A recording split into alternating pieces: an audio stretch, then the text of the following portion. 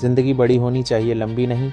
यह डायलॉग अगर किसी के जीवन पर सटीक बैठता है तो वह है शहीद ए आज़म भगत सिंह। मात्र 23 साल की उम्र में भारत माता की जय का नारा लगाते हुए फांसी के फंदे पर झूलने वाले वीर भगत सिंह इतना शानदार जिए कि आज भी पूरी दुनिया उन्हें याद करती है। भगत सिंह भारत की आज़ादी के वह एक अहम किरदार हैं जिन्होंने मात्र 23 साल की उम्र में अपना किरदार निभाकर खुशी खुशी फांसी के फंदे को चूम लिया। लेकिन जाने से पहले उन्होंने हर एक भारत के अंदर अपने देश की आज़ादी के प्रति जोश और जुनून का जज्बा भर दिया।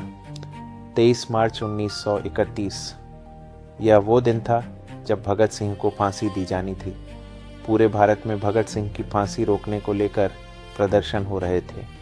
ब्रिटिशर्स घबराए हुए थे कि कहीं प्रदर्शनकारी हावी ना हो जाए और फांसी को टालना ना पड़े, और इस कारण भगत सिंह को कोर्ट के द्वारा तय की गई तारीख से पहले ही फांसी दे दी जाती है।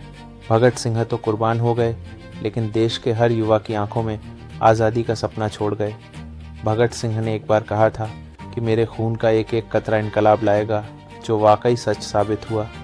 एक तरफ भगत सिंह को फांसी हुई और वहीं दूसरी ओर भारत की सड़कों पर भगत सिंह के सपने को पूरा करने के लिए देश का हर नौजवान अंग्रेज़ों की जड़ें हिलाने के लिए निकल पड़ा।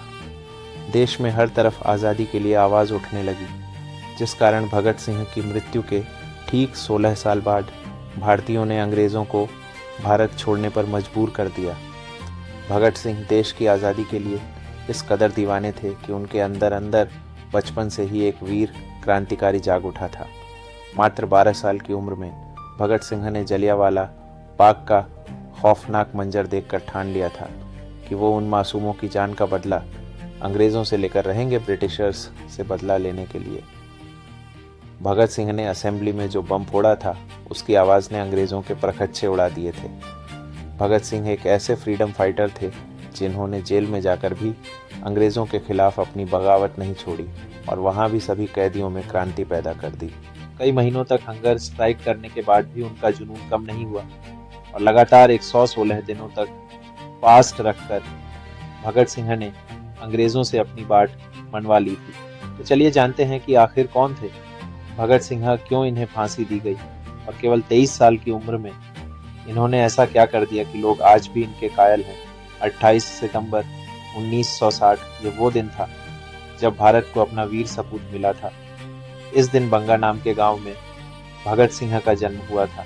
यह गांव आज के समय में पाकिस्तान में आता है, लेकिन भारत के विभाजन से पहले यह ब्रिटिश इंडिया के पंजाब प्रोविंस के लायलपुर डिस्ट्रिक्ट में आता था। भगत सिंह का जन्म एक सिख फैमिली में हुआ था जो भारत की आज़ादी के लिए लड़ रही थी। अपने परिवार में भगत अपने माता पिता की दूसरी संतान थे। इनके पिता का नाम किशन सिंह संधू और मां का नाम विद्यावती था। इनके जन्म के समय इनके पिता और अंकल अजीत सिंह पॉलिटिक्स में काफ़ी एक्टिव थे और वक्त वक्त पर ब्रिटिशर्स के खिलाफ होने वाले मूवमेंट्स में भाग लिया करते थे। कैनल कॉलोनाइजेशन बिल और गदर मूवमेंट में भी इनके पिता और अंकल ने बढ़ चढ़कर भाग लिया था, जिस कारण इनको जेल भी पड़ा था। इवन जब भगत सिंह का जन्म हुआ था तब भी इनके पिता और अंकल कैनाल कॉलोनाइजेशन बिल के खिलाफ होने वाले प्रदर्शन में भाग लेने के कारण जेल में थे।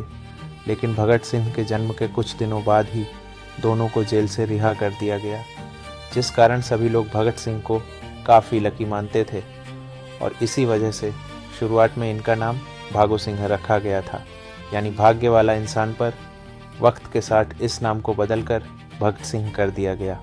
इन्होंने बचपन से ही देश के साथ साथ अपने घर के लोगों में भी आज़ादी की आग देखी थी और इसी के चलते काफ़ी कम उम्र में ही इनके सीने में भी आज़ादी की आग पैदा हो गई।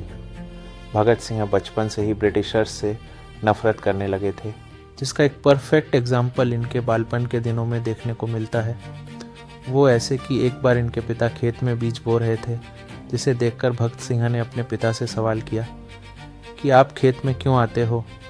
इस पर उनके पिता ने कहा कि हम खेत में बीज बोने आते हैं ताकि ढेर सारी फसल होने पर अनाज मिल सके। जिसके बाद भगत सिंह ने अपने पिता की बात का जवाब देते हुए कहा कि पिताजी, फिर हम खेत में बंदूकें क्यों नहीं बोते। ऐसा करने से हमारे पास ढेर सारी बंदूकें होंगी जिनका इस्तेमाल हम अंग्रेज़ों के खिलाफ कर सकते हैं।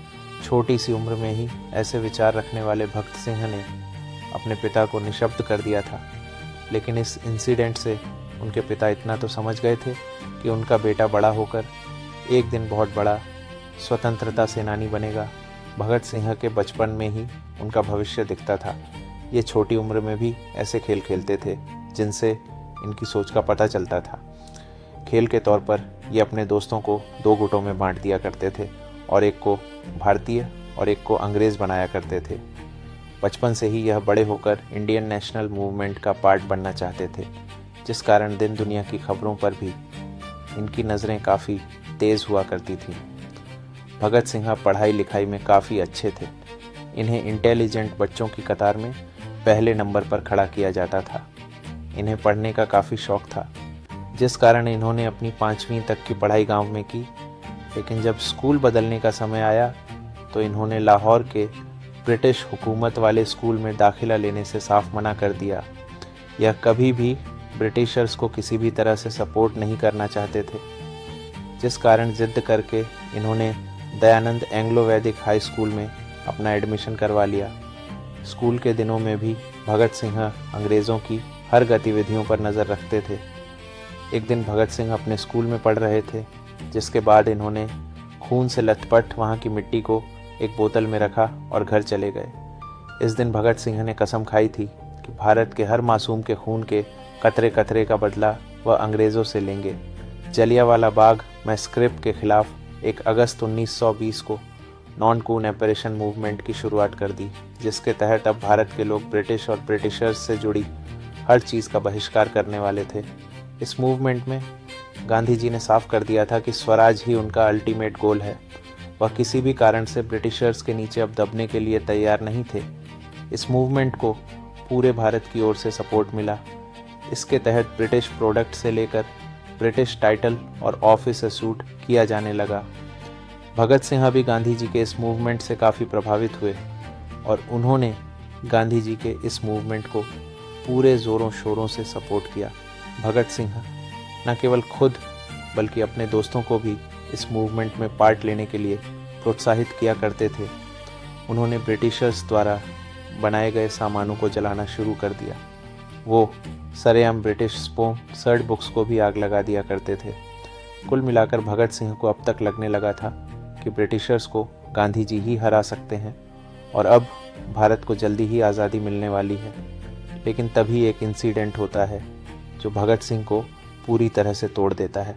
दरअसल नॉन कून ऑपरेशन मूवमेंट के समय सड़कों पर लोग ब्रिटिशर्स के खिलाफ अनआर्म्ड रहकर नारे लगाते थे। बेशक ब्रिटिशर्स को यह बात अच्छी नहीं लगती थी, जिसके लिए वो कई तरह के पथरे भी आजमाते थे। एक बार इसी तरह नॉन कून ऑपरेशन मूवमेंट के दौरान एक भीड़ नारे लगाती हुई एक पुलिस स्टेशन के पास पहुंच जाती है, जहां पुलिस वाले भारतीयों को नारेबाजी ना करने के लिए धमकाते हैं। लेकिन जब भारतीय नहीं मानते तो पुलिस वाले उन पर गोलियां चला देते हैं, जिसमें कई लोग मारे जाते हैं। अपने लोगों को मरता देख भीड़ बेकाबू हो जाती है। यह देख पुलिस वाले डर के मारे पुलिस स्टेशन के अंदर जाकर छिप जाते हैं, जिसके बाद पूरी भीड़ पुलिस स्टेशन को ही आग के हवाले कर देती है। इस इंसिडेंट को चौरी चौरा कांड के नाम से जाना जाता है, जिसमें कुछ भारतीयों के साथ पूरे 23 पुलिस वाले मारे जाते हैं। अब गांधी जी को इसके बारे में पता चलता है तो वह फ़ौरन नॉन कून ऑपरेशन मूवमेंट को वापस ले लेते हैं। मूवमेंट वापस लेने के कारण भगत सिंह के साथ भारत के कई लोगों को काफ़ी बुरा लगता है। कोई नहीं चाहता था कि इतना आगे आकर अब पीछे जाया जाए। भगत सिंह गांधी जी के असहयोग आंदोलन को वापस लेने के डिसीजन से काफ़ी परेशान हो गए थे। आज़ादी के जो सपने वो देख रहे थे वह अब उन्हें बिखरे हुए लग रहे थे। यहीं से भगत सिंह ने खुद कुछ कर दिखाने के बारे में सोचा, क्योंकि वह जानते थे कि हाथ पर हाथ रखकर बैठने से कुछ नहीं होने वाला। 12 फरवरी 1922 को गांधी जी ने नॉन कून ऑपरेशन मूवमेंट को वापस लिया था, जिसके बाद 1923 में भगत सिंह ने लाहौर के नेशनल कॉलेज में दाखिला लिया, जिसकी स्थापना लाला लाजपत राय ने की थी। कॉलेज में एडमिशन लेने के साथ ही भगत सिंह ने अपनी सोच को और उजागर करना शुरू कर दिया। ये कई तरह की किताबें पढ़ा करते थे। ये सोशलिज्म के समर्थक थे और अपनी एक अलग निगाह से दुनिया को देखा करते थे। बचपन से ही इनमें एक क्रांतिकारी था जो अंग्रेज़ों की तानाशाही के खिलाफ बगावत करता था। कॉलेज में यह दिन के समय पढ़ा करते थे और शाम को अपने दोस्तों के साथ देश में चल रहे कई मुद्दों पर डिबेट किया करते थे। ये कई रेवोल्यूशन के बारे में पढ़ा करते थे और उनकी विचारधाराओं को खुद से जोड़ने की कोशिश करते थे। हालांकि एक तरफ जहां भगत सिंह देश के लिए खुद को समर्पित कर चुके थे, तो वहीं दूसरी ओर इनके घर पर इनकी शादी की बातें भी चलने लगीं। लेकिन भगत सिंह का इस वक्त शादी में कोई इंटरेस्ट नहीं था। वह केवल और केवल अपने देश के लिए काम करना चाहते थे, जिस कारण उन्होंने अपने परिवार वालों से साफ कह दिया था कि अगर आज़ादी से पहले मेरी शादी होती है तो मौत ही मेरी दुल्हन होगी। यह सुनने के बाद भगत सिंह के माता पिता को बहुत ठेस पहुंची, लेकिन वह समझ चुके थे कि उनका बेटा अब देश की आज़ादी की राह पर निकल गया है। शादी वाले इंसिडेंट के बाद भगत सिंह ने अपना घर छोड़ दिया और वह कानपुर रहने के लिए चले आए। यहाँ भगत सिंह बंगाल रेवोल्यूशन पार्टी को ज्वाइन करने के लिए आए थे, लेकिन 1924 में जब भगत सिंह कानपुर आए तो उन्होंने राम प्रसाद बिस्मिल और सचिंद्रनाथ सान्याल के द्वारा बनाई गई हिंदुस्तान रिपब्लिकन एसोसिएशन को ज्वाइन कर लिया। इस एसोसिएशन के प्राइमरी नाइज़र चंद्रशेखर आज़ाद थे, जिनसे कुछ समय में ही भगत सिंह की काफ़ी अच्छी बनने लगी थी। भगत सिंह काफ़ी कम वक्त में ही आज़ाद के चहेते बन गए थे।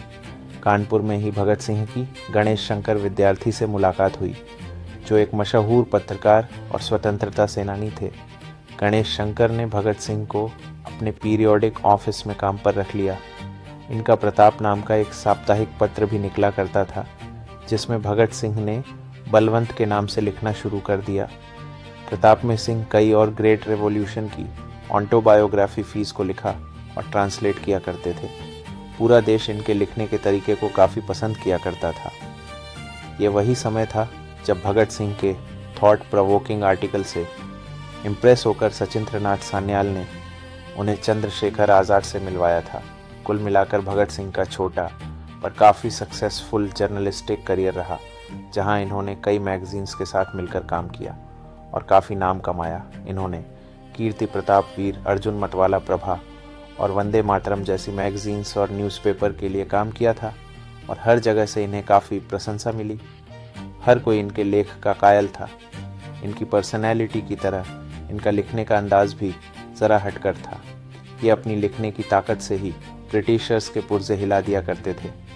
इनका लिखा हुआ पढ़ने भर से ही देश की जनता में अंग्रेज़ों के खिलाफ लड़ने की एक शक्ति पैदा हो जाती थी।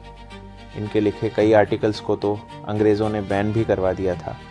अंग्रेज़ अब तक भगत सिंह को पहचानने लगे थे, लेकिन भगत सिंह कहाँ किसी से डरने वालों में से थे। वो तो बस अपने लक्ष्य की ओर बढ़ रहे थे। हालांकि 1925 में सिंह वापस से लाहौर चले गए। दरअसल भगत सिंह की ग्रैंडमदर की तबीयत अचानक काफ़ी बिगड़ गई थी, जिस कारण उन्होंने अपने घर का रोक लिया। लेकिन यहाँ भी वह अकाली दल की मीटिंग्स को सपोर्ट किया करते थे। हालांकि अभी तक भगत सिंह किसी ऐसी ऑर्गेनाइजेशन से नहीं जुड़े थे जो ब्रिटिशर्स के खिलाफ सख्त कदम उठाए या उनका बॉयकॉट करें, और इसी कारण मार्च 1926 में भगत सिंह और उनके कलीग्स ने एक यूथ ऑन ऑर्गेनाइजेशन की स्थापना की, जिससे नौजवान भारत सभा का नाम मिला। इस ऑन ऑर्गेनाइजेशन को ओरिजिनली लाहौर में एस्टेब्लिश किया गया था, लेकिन इसको अमृतसर से ऑन ऑर्गेनाइज किया जाता था। नौजवान भारत सभा का मेन एम भारत के यूथ्स को जगाना था। इस सभा की मदद से भगत सिंह पंजाब के यंग स्टूडेंट्स एंड वर्कर्स को नेशनलिस्ट एंड रेवोल्यूशन आइडियोज़ की ओर बढ़ा रहे थे। इस सभा को बनाने का आइडिया भगत सिंह को अमृतसर के एक प्रोमिनेंट फ्रीडम फाइटर डॉ सत्यपाल ने दिया था। वक्त के साथ लोग इस सभा के बारे में जानने लगे और इसे ज्वाइन करने लगे। कई प्रोमिनेंट पॉलिटिकल एक्टिविस्ट ने भी इस सभा को ज्वाइन किया था। शुरुआत में सभा को केवल लाहौर से ही ऑन परेड किया जाता था, लेकिन कीर्ति किसान पार्टी के साथ एक यूथ कॉन्फ्रेंस में यह डिसाइड हुआ कि सभा का हेडक्वार्टर अब लाहौर से अमृतसर शिफ्ट कर दिया जाएगा। कुछ समय बाद नौजवान भारत सभा और कीर्ति किसान पार्टी ने एकजुट होकर गरीब किसानों के अपलिफ्टमेंट के लिए काम करना शुरू कर दिया। साथ ही ये जनता के बीच जस्टिस एंड एग्लिटेरियनिज्म का मैसेज भी फैलाने लगे। ये वही समय था जब भगत सिंह ने कीर्ति किसान पार्टी को ज्वाइन किया था। इसके बाद अप्रैल 1926 में भगत सिंह की मुलाकात सोहन सिंह जोश से हुई, जो अमृतसर के एक noted pageant leader and freedom fighter रहे थे। भगत सिंह इनके साथ मिलकर काम करने लगे और कुछ ही समय में इन्हें मर्जेड पार्टी का प्रेसिडेंट बना दिया गया। सोहम सिंह भगत सिंह के विचारों से सहमत थे और इसी कारण उन्होंने भगत सिंह की वर्कर्स एंड पेजेंट्स पार्टी से बातचीत करवाई, जो एक गुरुमुखी लैंग्वेज मंथली मैगजीन कीर्ति को पब्लिश करती थी। सिन्हा ने इस मैगजीन के लिए लिखना शुरू कर दिया और अगले 1 साल तक भगत सिंह जोश के साथ काम करते रहे हैं, जिस दौरान इनकी सभा ने लोगों के बीच अपनी आइडिया को फैलाने के लिए कई पैम्फलेट और ट्रैक्ट्स पब्लिश किए और कॉलोनियल गवर्नमेंट के अनज मेजर्स के खिलाफ डेमोन्स्ट्रेट ऑर्गेनाइज्ड किए। भगत सिंह कीर्ति में एक से बढ़कर एक एंटी कॉलोनियल आर्टिकल्स लिखा करते थे, जिस कारण कुछ ही समय में भगत सिंह ब्रिटिशर्स की आंखों का कांटा बनने लगे। यही नहीं, भगत सिंह की आइडियोलॉजी और लेख से भारत के यूथ पर उनका काफ़ी इन्फ्लुएंस पड़ने लगा, जो ब्रिटिशर्स के लिए एक बड़ी परेशानी बनने लगी थी। ब्रिटिशर्स कैसे भी करके भगत सिंह को रोकना चाहते थे, लेकिन इसके लिए उनके पास कोई रास्ता नहीं था। लेकिन हमेशा से छल कपट के सहारे अपना काम निकालने वाले ब्रिटिशर्स अपना रंग दिखाते हैं और 1927 में भगत सिंह को अरेस्ट कर लेते हैं। अरेस्ट के समय ब्रिटिशर्स 9 अगस्त 1925 को हुई काकोरी ट्रेन रॉबरी और अक्टूबर 1926 में हुए लाहौर बॉम्बे गिडी एक्शन को करवाने की जिम्मेदारी हिंदुस्तान रिपब्लिकन एसोसिएशन HRA लेता है और उस समय भगत सिंह भी इस ऑर्गेनाइजेशन के पार्ट थे, जिस कारण उन्हें अरेस्ट करना ब्रिटिशर्स के लिए आसान बन गया था। हालांकि काकोरी एक्शन की प्लानिंग एंड एग्जीक्यूशन करने का काम राम प्रसाद बिस्मिल, अशफाक उल्ला खान और चंद्रशेखर आज़ाद जैसे कई लीडर्स ने किया था।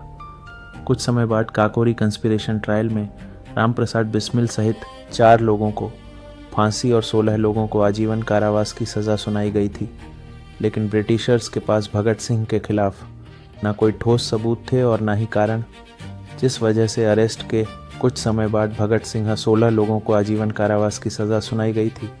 लेकिन ब्रिटिशर्स के पास भगत सिंह के खिलाफ ना कोई ठोस सबूत थे और ना ही कारण, जिस वजह से अरेस्ट के कुछ समय बाद भगत सिंह को 2 लाख रुपए का भुगतान करने के बाद छोड़ दिया गया था। जेल से रिहा होने के बाद भगत सिंह ने एक बार फिर चंद्रशेखर आज़ाद से मुलाकात की। दरअसल काकोरी एक्शन में चंद्रशेखर आज़ाद ब्रिटिशर्स की पकड़ से भागने में सफल रहे थे, लेकिन अब उनके पास कुछ नहीं बचा था, क्योंकि काकोरी एक्शन में HRA के कई बड़े लीडर्स अरेस्ट हो गए थे और HRA पूरी तरह से बिखर गई थी। पर भगत सिंह ने आज़ाद को एक नई उम्मीद दी और दोनों ने मिलकर HRA को एक बार फिर नए सिरे से शुरू करने के लिए जी जान लगा दी। HRA के रिफॉर्मेशन के लिए सितंबर 1928 में दिल्ली के फिरोज शाह कोटला में एक सीक्रेट मीटिंग हुई, जिसमें बंगाल, बिहार और पंजाब के रेवोल्यूशन ने भाग लिया, जिसके बाद फाइनली HSRA यानी हिंदुस्तान सोशलिस्ट रिपब्लिकन एसोसिएशन की फॉर्मेशन हुई। इस एसोसिएशन पर भगत सिंह का काफ़ी ज़्यादा इन्फ्लुएंस था, जिस कारण एसोसिएशन से जुड़े सभी मेंबर्स एंटी ब्रिटिश थे। इस समय भारत में साइमन कमीशन का बड़े ज़ोरों शोरों से विरोध हो रहा था। दरअसल 1928 में ही ब्रिटिश गवर्नमेंट के द्वारा भारत में एक कमीशन बैठाया गया, जिसका मेन काम भारत की पॉलिटिकल सिचुएशन पर रिपोर्ट तैयार करना और ब्रिटिश गवर्नमेंट को सौंपना था। लेकिन परेशानी यह थी कि इस कमीशन में एक भी भारतीय शामिल नहीं था और इसका हेड भी एक ब्रिटिशर यानी जॉन साइमन था। इसी वजह से देश में कुछ एक्टिविस्ट ग्रुप ने इस कमीशन के खिलाफ प्रोटेस्ट करना शुरू कर दिया। देखते ही देखते ये प्रोटेस्ट पूरे भारत में फैल गए और हर कोई साइमन गो बैक के नारे लगाने लगा। इस समय लाला लाजपत राय एक ऑल पार्टी प्रोटेस्ट को लीड कर रहे थे, जो साइमन कमीशन के अगेंस्ट काम कर रहा था। पूरे भारत में हो रहे प्रोटेस्ट ब्रिटिशर्स को नहीं भा रहे थे, जिस कारण इसी समय ब्रिटिशर्स कुछ ऐसा करते हैं जिसका भगत सिंह पर काफ़ी असर होता है और इसी के कारण भगत सिंह पहली बार किसी ब्रिटिशर के खिलाफ कलम की जगह हाथ में बंदूक तान लेते हैं। दरअसल प्रोटेस्ट को लीड करते हुए लाला लाजपत राय लाहौर के एक रेलवे स्टेशन की ओर अपना रुख करते हैं, लेकिन पुलिस उन्हें और सभी प्रोटेस्टर्स को रेलवे स्टेशन पर जाने से रोकती है, जिस कारण सिचुएशन काफ़ी गर्म हो जाती है। पर तभी superintendent of police James Scott सभी पुलिस ऑफिसर्स को प्रोटेस्टर्स पर लाठीचार्ज करने का ऑर्डर दे देते हैं, जिसके बाद पुलिस वाले सभी प्रोटेस्टर्स पर अंधाधुंध लाठी बरसाना शुरू कर देते हैं। इस लाठीचार्ज में कई प्रोटेस्टर्स घायल हो जाते हैं, लेकिन लाला लाजपत राय की सबसे बुरी हालत होती है, क्योंकि स्कॉट का मेन टारगेट लाला लाजपत राय ही होते हैं। पुलिस वाले राय को लाठी से इतना मारते हैं कि इन्हें हॉस्पिटल में एडमिट करवाना पड़ता है, जहां इंजरी के कारण 17 नवंबर 1928 को लाला लाजपत राय की मौत हो जाती है। लाला लाजपत राय की मौत के बाद डॉक्टर्स भी इस बात को कंफर्म करते हैं कि सेवरल इंजरी के कारण ही राय की मौत हुई है। हालांकि बाद में जब यूनाइटेड किंगडम पार्लियामेंट में राय की मौत का मुद्दा उठाया जाता है, तो ब्रिटिश गवर्नमेंट राय की मौत में खुद को निर्दोषी बताती है। लाला लाजपत राय की मौत ने भगत सिंह को अंदर से झकझोर कर रख दिया था। भगत सिंह अब हर हाल में ब्रिटिशर्स से बदला लेना चाहते थे, और इसी बदले की आग में फाइनली भगत सिंह और उनके सभी रेवोल्यूशन साथियों ने मिलकर जेम्स स्कॉट की हत्या करने की योजना बनाई। इस योजना को बनाने के लिए भगत सिंह और सभी क्रांतिकारियों ने एक मीटिंग रखी, जिसमें यह तय हुआ कि अब फाइनली ब्रिटिशर्स को अपने किए हुए का चुकाना पड़ेगा। इस बैठक में स्कॉट के मर्डर का प्लान बनाने में राजगुरु सुखदेव चंद्रशेखर आज़ाद और जयगोपाल जैसे क्रांतिकारी भी शामिल थे। स्कॉट के मर्डर प्लान में HSRA के भी सभी मेंबर्स ने साथ दिया था। प्लान के मुताबिक भगत सिंह के सभी क्रांतिकारियों को पुलिस स्टेशन 17 दिसंबर 1928 को भगत सिंह और उनके सभी साथी प्लान के हिसाब से पुलिस स्टेशन के आसपास खड़े होकर स्कॉट का इंतज़ार करने लगे। ऑपरेशन के हिसाब से भगत सिंह और राजगुरु की जिम्मेदारी स्कॉट को मारने की थी, और चंद्रशेखर आज़ाद का काम केवल इन दोनों को कवर देने का था। जयगोपाल को इस प्लान का हिस्सा इसलिए बनाया गया था क्योंकि उनके अलावा कोई स्कॉट को नहीं पहचानता था। सभी स्कॉट के पुलिस स्टेशन से बाहर निकलने का इंतज़ार कर रहे थे। जयगोपाल वहीं पास में बैठकर एक साइकिल पर चेन चढ़ा रहे थे। उनका काम केवल स्कॉट को आइडेंटिफिकेशन और फिर बाद में भगत सिंह ने गोली लगने के बाद जब तक भगत सिंह समझ पाते कि उन्होंने गलत आदमी पर गोली चलाई है, तब तक काफ़ी देर हो चुकी थी। दरअसल जयगोपाल हड़बड़ाहट में स्कॉट को पहचान ही नहीं पाए थे, और उन्होंने इशारा करके जिस ऑफिसर पर गोली चलाने को कहा वो स्कॉट नहीं बल्कि ASP जॉन पी सैंडर्स थे। कई गोलियां लगने के कारण जॉन पी सैंडर्स की मौके पर ही मौत हो गई। सैंडर्स के मर्डर के कारण भगत सिंह और उनके सभी साथियों को पकड़ने के लिए पुलिस ने अपनी सर्च ऑपरेशन तेज़ कर दी और शहर के सभी एंटर और एग्ज़िट पॉइंट्स को ब्लॉक करवा दिया, जिस कारण भगत सिंह का पुलिस की नज़रों से बचकर भाग निकलना काफ़ी मुश्किल हो गया था। इसलिए भागने के लिए भगत सिंह एक प्लान बनाते हैं, जिसे एग्जीक्यूट करने के लिए 19 दिसंबर 1928 को सुखदेव HSRA के मेंबर प्रोफेसर भगवती चरण बोहरा की वाइफ दुर्गावती देवी को बुलाते हैं, जो भगत सिंह की भागने में मदद करती है। प्लानिंग के हिसाब से राजगुरु और भगत सिंह को लाहौर से एक ट्रेन पकड़नी थी जो भटिंडा होते हुए कलकट जाती। इस दौरान भगत सिंह अपना पूरा लुक बदल लेते हैं। एक पंजाबी होने के बाद भी भगत सिंह अपने बाल और दाढ़ी कटवा लेते हैं। इनका अटायर भी वेस्टर्न होता है। वही सुखदेव भगत सिंह के नौकर बनते हैं, और दुर्गा भाभी भगत सिंह की वाइफ भगत सिंह और सुखदेव सेफ्टी के लिए अपने पास एक रिवॉल्वर भी रखते हैं, जिसके बाद फाइनली सभी भागने में सफल होते हैं। ब्रिटिशर्स की नज़रों से भागने में सफल होने के बाद कुछ समय तक भगत सिंह शांत रहते हैं, जिसके बाद वह ड्रामा की मदद से ब्रिटिशर्स के खिलाफ लोगों को खड़ा करने की कोशिश करते हैं। वो लोगों को इंस्पायर करने के लिए फ्रीडम फाइटर्स की कहानियाँ सुनाया करते थे, जिसमें अधिकतर रेवोल्यूशन शामिल रहते थे। वो राम प्रसाद बिस्मिल और अगस्ट वेलेंट जैसे बड़े रेवोल्यूशन के बारे में लोगों को बताते थे। अगस्ट वेलेंट एक फ्रेंच एनार्किस्ट थे, जिन्होंने पेरिस में चैम्बर ऑफ डेप्यूटीज़ में बॉम्ब फेंका था। भगत सिंह को ब्रिटिशर्स के बनाए गए पब्लिक सेफ्टी बिल और ट्रेड डिस्प्यूट बिल से परेशानी थी। पब्लिक सेफ्टी बिल के हिसाब से ब्रिटिशर्स बिना रीज़न बताए किसी को भी अरेस्ट कर सकते थे, और ट्रेड डिस्प्यूट बिल के तहत श्रमिक गतिविधियों को समाप्त करने और स्ट्राइक्स पर रोक लगाने की बात कही गई थी। इन बिल्स के कंसिक्वेंसेस को देखते हुए असेंबली ने इन दोनों ही बिलों को रिजेक्ट कर दिया, लेकिन वाइस रॉय ने अपनी स्पेशल पावर्स का इस्तेमाल करके बिल्स को रिजेक्ट करने के बाद भी इसे लागू करने की योजना बना ली थी। भगत सिंह इसके सख्त खिलाफ थे, जिसके लिए उन्होंने सेंट्रल लेजिस्लेटिव असेंबली में एक बॉम्ब एक्सप्लोजन करने का प्लान बनाया। शुरुआत में जब भगत सिंह ने HSRA के सामने यह प्लान पेश किया तो HSRA का कोई मेंबर नहीं चाहता था कि भगत सिंह इस प्लान का हिस्सा बने, क्योंकि अगर वह इस प्लान में शामिल होकर असेंबली में बॉम्ब फेंकते तो ब्रिटिशर्स पहले सैंडर्स के मर्डर और फिर असेंबली बॉम्ब केस में भगत सिंह को फांसी दे देते। हालांकि काफ़ी डिस्कशन के बाद ये डिसाइड हुआ कि भगत सिंह असेंबली बॉम्बिंग का हिस्सा बनेंगे, अब चाहे इसके लिए उन्हें अरेस्ट और एग्जीक्यूट ही क्यों ना होना पड़े। भगत सिंह का मानना था कि आज़ादी उनका मकसद है और आज़ादी केवल बोलने से नहीं मिलती, बल्कि उसके लिए लड़ना भी पड़ता है। वो जानते थे कि अगर उन्होंने इस प्लान में पार्टिसिपेट किया तो उनका वापस ज़िंदा बचकर आना नामुमकिन है।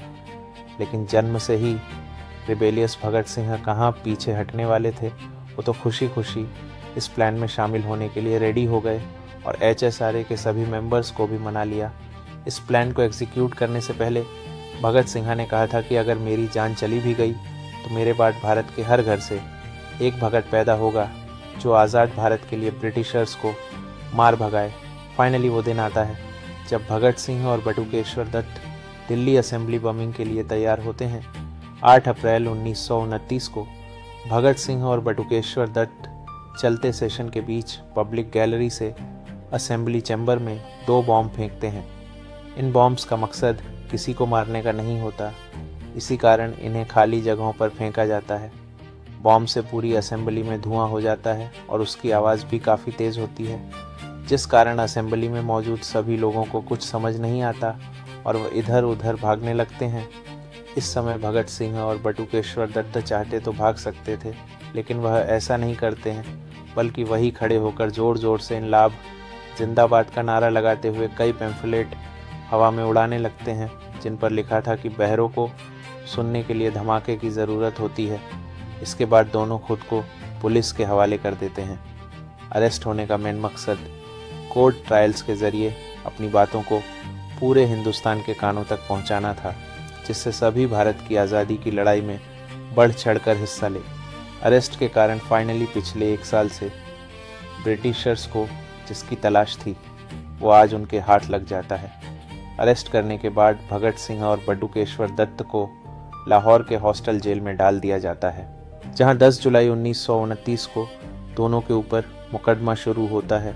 7 मई 1929 को भगत सिंह और बटुकेश्वर दत्त पर 2 केसेस के लिए ट्रायल्स चलते हैं, जिसमें एक असेंबली बॉम्ब केस के लिए और दूसरा सैंडर्स मर्डर के लिए।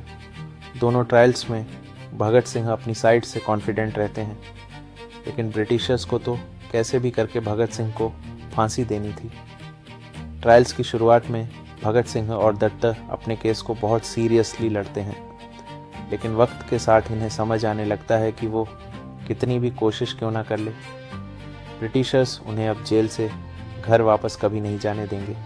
ट्रायल्स की शुरुआत में बटुकेश्वर दत्त की ओर से अफसर अली केस को लड़ते हैं, तो वही भगत सिंह अपना केस खुद लड़ने का फैसला लेते हैं। भगत सिंह स्टार्टिंग से ही अपना स्टैंड क्लियर करते हुए चलते हैं। वो रेवोल्यूशन के बारे में कहते हैं कि जब एग्रेसिवली तरीके से फोर्स का इस्तेमाल किया जाता है तो वो वायलेंस और अनजस्टिफाई बेस्ट कॉज को आगे बढ़ाने के लिए इसका इस्तेमाल किया जाता है, तो इसका अपना मोरल जस्टिफिकेशन होता है ब्रिटिशर्स के खिलाफ। भगत सिंह के रवैये को देखते हुए अंग्रेज़ वही करते हैं जो उनसे एक्सपेक्टेड था। कोर्ट किसी भी सूरत में रेवोल्यूशन के द्वारा किए गए कामों को सही नहीं बताती और मैलिश और एंड अनलॉफुल इंटेंट का हवाला देते हुए भगत सिंह और दत्त को गलत ठहरा है। कोर्ट के अलावा पॉलिटिकल बॉडी की ओर से भी असेंबली बॉम्बिगिडी डाल देती है, जिसमें एसोसिएशन के कई प्रोमिनेंट रेवोल्यूशन अरेस्ट हो जाते हैं। इस रेवोल्यूशन में 21 से भी ज़्यादा HSRA के मेंबर्स होते हैं, जिनमें राजगुरु जतेंद्र नाथ दास, सुखदेव किशोरीलाल और जय गोपाल शामिल होते हैं। पर यहाँ परेशानी तब आन पड़ती है जब पुलिस के कहने पर HSRA के 3 मेंबर्स गवर्नमेंट के अप्रूवर्स बन जाते हैं। भगत सिंह को फंसाने की साजिश रच रहे ब्रिटिशर्स मौका पाते ही अपने काम पर लग जाते हैं और फणींद्रनाथ घोष, हंसराज बोहरा एंड जय गोपाल को भगत सिंह के खिलाफ कोर्ट में गवाही दिलवा देते हैं। इनकी गवाही से भगत सिंह को काफ़ी सदमा लगता है, लेकिन फिर भी वह खुद को संभालते हैं और आखिरी सांस तक लड़ते हैं। गवाही मिलने के बाद ब्रिटिशर्स भगत सिंह और उनके साथियों के ऊपर मैनली 3 केसेस को हाईलाइट करके डिसीजन दिलवा है, जिनमें Sanders murder, assembly bombing and bomb manufacture के केस शामिल होते हैं। 10 जुलाई 1929 को सभी ट्रायल्स एक स्पेशल सेशंस कोर्ट में होते हैं, जहां 28 एक्यूज रेवोल्यूशन के अगेंस्ट सज़ा सुनाई जाती है। यह ट्रायल पूरी तरह से बस्ट होता है।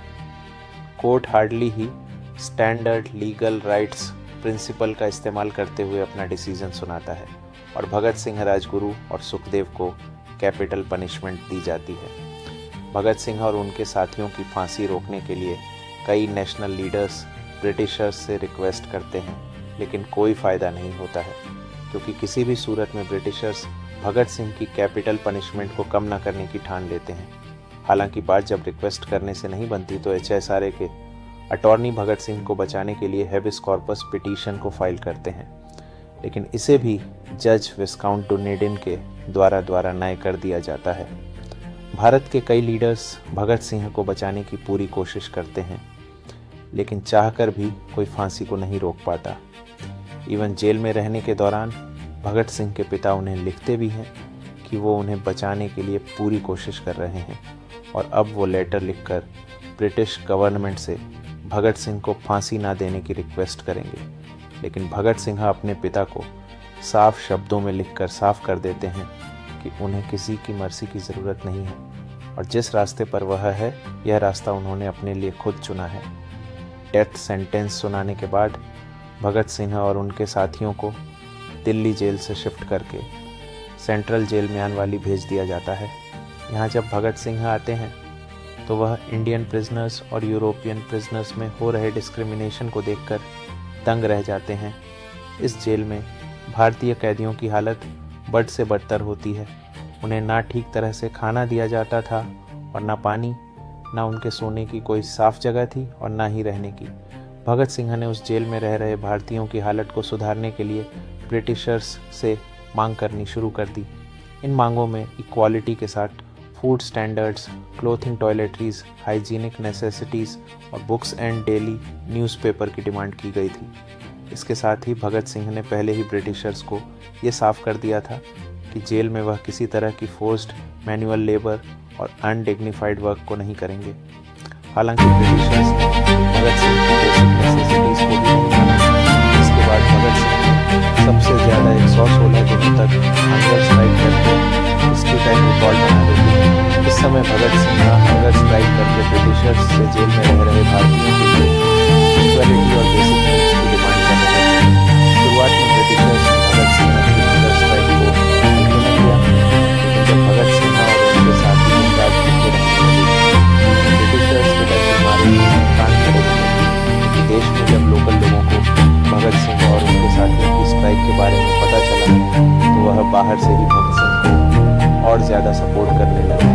लोगों का आक्रोश देखते हुए ब्रिटिशर्स को डर सताने लगा कि कहीं भूख के मारे भगत सिंह की जान चली गई तो उनके लिए बड़ी परेशानी हो जाएगी, जिस कारण ब्रिटिशर्स ने शाम दाम करने हुए हर तरह के पत्रे आजमाकर भगत सिंह और उनके दोस्तों की हंगर स्ट्राइक को भंग करने की कोशिश की, लेकिन किसी ने भी खाने का एक वाला भी गले के नीचे नहीं उतारा। इसके बाद लगातार 63 देश तक भूखे रहने के कारण स्ट्राइक में जतेंद्रनाथ दास की 13 सितंबर 1929 को भूखे रहने के कारण मौत हो गई। दृढ़ संकल्प का ऐसा नज़ारा देखते हुए पूरे नेशन ने जतेंद्रनाथ दास को सम्मान दिया था। यही नहीं, स्ट्राइक के सपोर्ट में गोपीचंद भार्गव और मोहम्मद आलम ने पंजाब लेजिस्लेटिव काउंसिल से विड्रॉ कर लिया था। वहीं पंडित जवाहरलाल नेहरू ने ब्रिटिश गवर्नमेंट को लाहौर कैप्टस में इनह्यूमन ट्रीटमेंट करने के लिए उन्हें क्रिटिसाइज़ किया था। साथ ही नेहरू ने सेंट्रल असेंबली में लाहौर कैप्टस के साथ हो रहे इनह्यूमन ट्रीटमेंट को रोकने के लिए एक एडजर्नमेंट मोशन भी स्पॉन्स किया था। न्यूज़पेपर्स में लगातार लाहौर एंड अमृतसर में मास मीटिंग्स की खबरें छपने लगी थीं। इतने सपोर्ट को देखते हुए ब्रिटिशर्स ने लोगों को रोकने के लिए सेक्शन 144 को इम्पोज कर दिया। इतना ही नहीं, जवाहरलाल नेहरू खुद सेंट्रल जेल विजिट करते हैं और भगत सिंह के साथ सभी स्ट्राइकर्स से मिलकर उन्हें सपोर्ट करने का वादा करते हैं। वही उस समय मोहम्मद अली जिन्ना भी स्ट्राइकर्स को सपोर्ट करते हैं और भरी असेंबली में उनके फेवर में बोलते हैं। लोगों का भरपूर सपोर्ट और दास की मौत के बाद ब्रिटिशर्स समझ जाते हैं और फाइनली भगत सिंह की शर्तों को एक्सेप्ट कर लेते हैं, जिसके बाद पूरे 116 दिनों बाद भगत सिंह और उनके सभी साथी 5 अक्टूबर 1930 को अपना हंगर स्ट्राइक तोड़ते हैं। सज़ा सुनाए जाने के कारण भगत सिंह को अपना भविष्य पता था। अब वो लगातार जेल के लोगों के साथ आराम से रहते और उनके सुख दुख में उनका साथ देते। केवल भगत सिंह ही नहीं, बल्कि जेल में रहने वाले हर भारतीय को भगत सिंह ने इस कदर बदल दिया था कि सभी प्रिजनर्स अब पेट्रियोटिक स्लोगन्स गाने लगे थे। इन सभी प्रिजनर्स को जो गाना सबसे प्रिय था वो था मेरा रंग दे बसंती चोला माँ, मेरा रंग दे बसंती चोला, जिसे भगत सिंह आए दिन गुनगुनाया करते थे। इन सब अलावा अपने आखिरी दिनों में जेल में भगत सिंह कई किताबें पढ़ते और लेटर्स लिखते। इस समय वह कई बड़े बड़े रेवोल्यूशन को पढ़ा करते थे। भगत सिंह लिखने के साथ साथ बोलते भी काफ़ी अच्छा थे। तो जब भी बोलते तो आसपास के सभी लोग उनकी बातों को ध्यान से सुनते। इवन जेल में काम करने वाले पुलिस ऑफिसर्स भी भगत सिंह को बहुत पसंद किया करते थे। फाइनली अब बोले ना जाता है जब भगत सिंह को इस दुनिया से अलविदा करना पड़ता है, लेकिन देश अभी भी भगत सिंह को विदाई देने के लिए तैयार नहीं, जिस कारण अभी भी जोरों शोरों से चारों ओर भगत सिंह को बचाने के लिए हर कोई अपनी पूरी कोशिश में लगा हुआ था। 24 मार्च 1931 को भगत सिंह और उनके साथियों को फांसी देनी थी। पूरे भारत में भगत सिंह के सपोर्ट में हो रहे प्रोटेस्ट को देखकर ब्रिटिशर्स डर जाते थे और तय की गई तारीख से एक दिन पहले ही उन्हें फांसी को मुलतवी किया जाता है।